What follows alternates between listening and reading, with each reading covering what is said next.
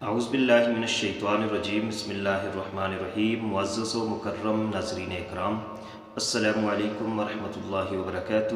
امید کرتے ہیں کہ آپ سب خیر و عافیت سے ہوں گے۔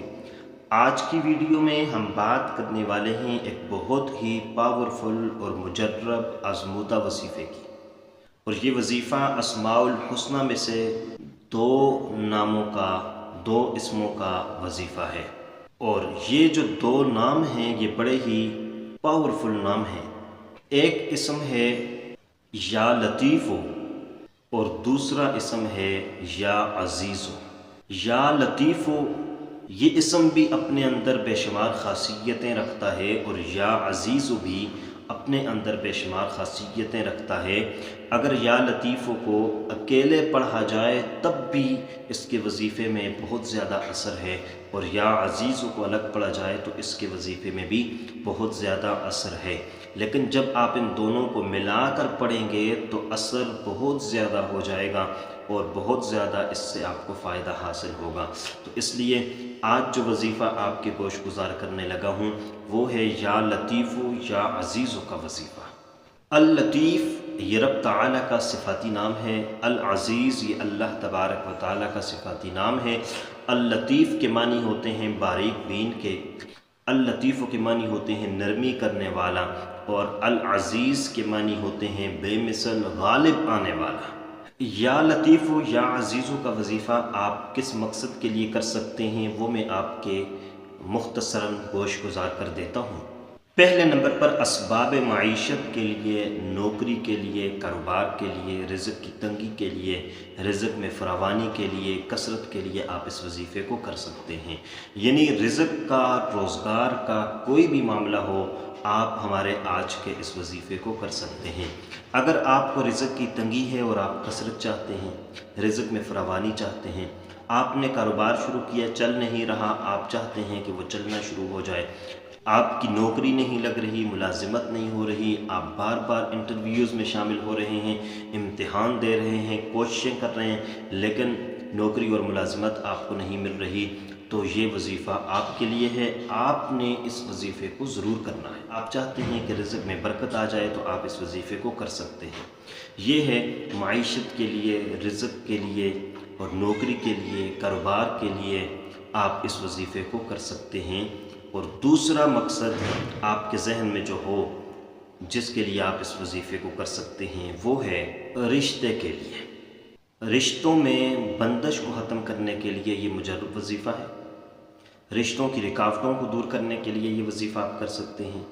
آپ کے یا آپ کی اولاد میں سے کسی کا رشتہ نہیں آ رہا، چاہے وہ لڑکا ہے یا لڑکی ہے، تو آپ اس کے لیے یہ وظیفہ کر سکتے ہیں۔ اپنے لیے بھی یہ وظیفہ کیا جا سکتا ہے۔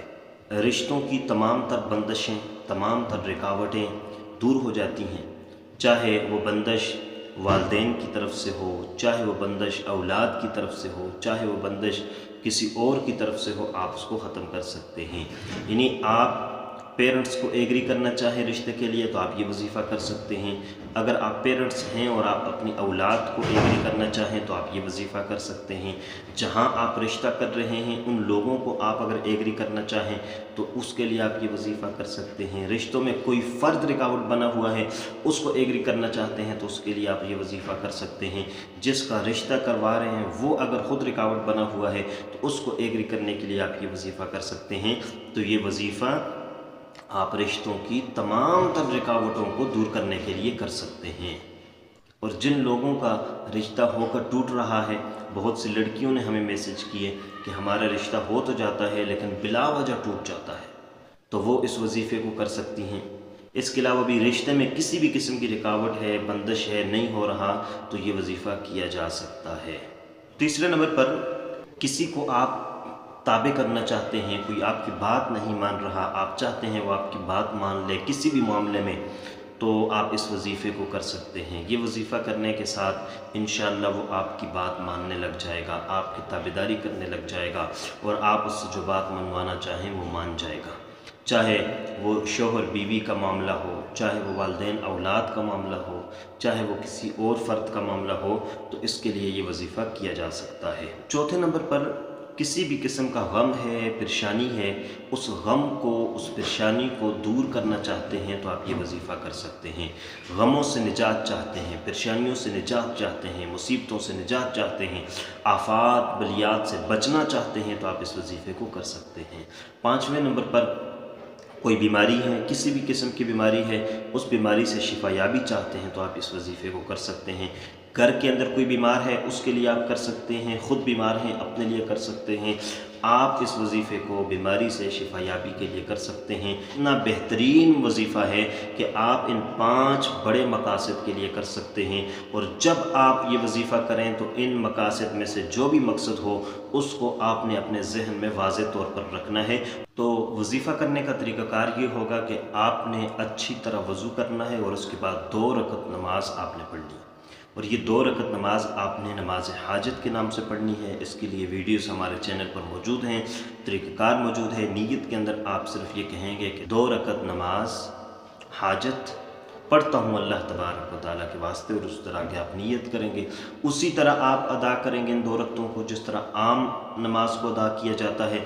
اس کے بعد آپ اسی جگہ پر بیٹھیں گے، جائے نماز پر بیٹھیں گے، مصلی پر بیٹھیں گے، یکسوئی والی جگہ ہوگی، اور پھر آپ نے 100 مرتبہ پڑھنا ہے یا لطیفو یا عزیزو۔ اول و آخر درود شریف پڑھنا ہے۔